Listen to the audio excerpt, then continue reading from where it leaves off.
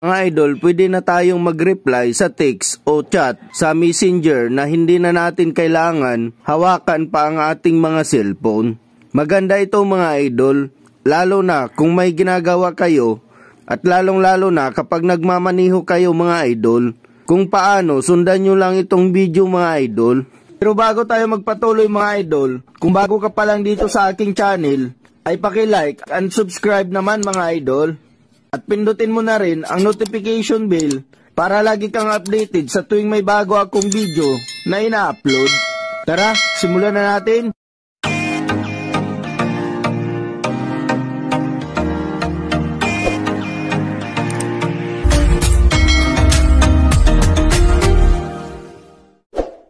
Una, i-open natin ang Google sa ating cellphone.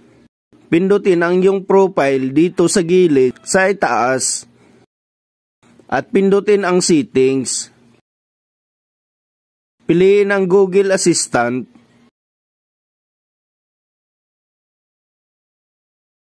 Pindutin itong Hey Google and Voice Match. At i-turn on natin itong Hey Google.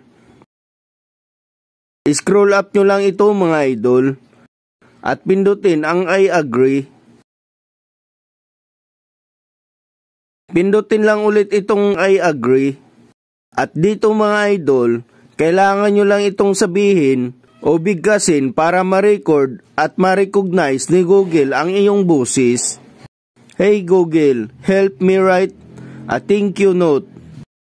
Hey Google, what's the weather tomorrow? Okay Google, explain how a rainbow is formed.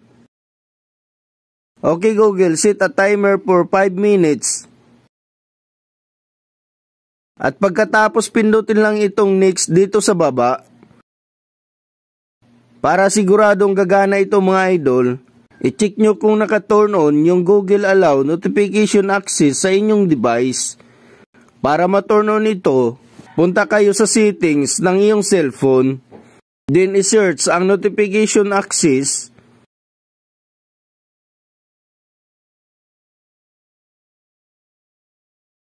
Click nyo ang Google at i-turn on itong allow notification access.